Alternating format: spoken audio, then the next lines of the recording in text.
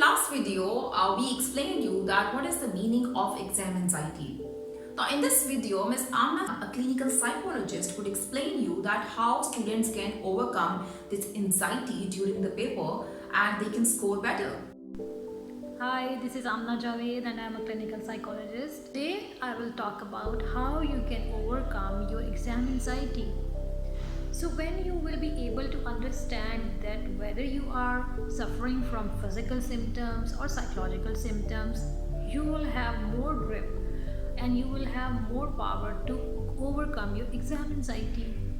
And for that you need to understand that there are always two brains. One is an emotional brain and the second one is logical brain. Logical brain is all about, it is related to your learning, it is related to your memory, it is related to your problem solving, and emotional mind is related to your feelings, to your emotions.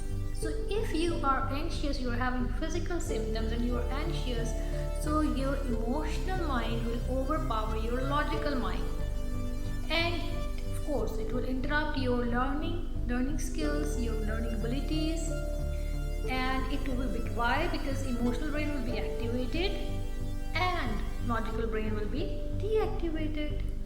So that's why you sometimes the students complain that they are suffering from fog in their mind, because they have already accumulated a lot of carbon dioxide because of the stress levels. So the first step could be deep breathing. Deep breathing is very simple and I know most of you must understand the process of deep breathing, but I can explain it for you one more time. That is inhaling or taking breath in from your nose, hold it in your stomach for some time, and then take it out from your mouth like this.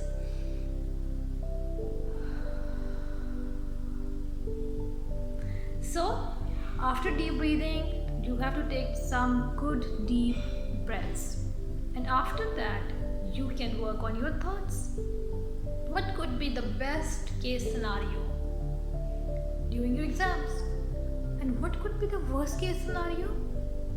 And then you need to understand that what could be the realistic case scenario, because when we are under emotional brain, we cannot think about the realistic case scenarios, because our brain when we are under emotional brain, our brain tends to go for worst case scenarios, and sometimes you want to imagine about the best case scenarios. But if you want to make your thoughts healthy, you need to go for realistic case scenarios. What realistically could be happened, and then you can give realistically more positive realistic thoughts to your mind. Inshallah, I'll be able to cope with all the stress, I'll be able to give my best, I'll be able to make it. When you will start giving these messages to yourself, they will start coming and going here, and then from there it will go there, unconscious mind, and your body will behave accordingly.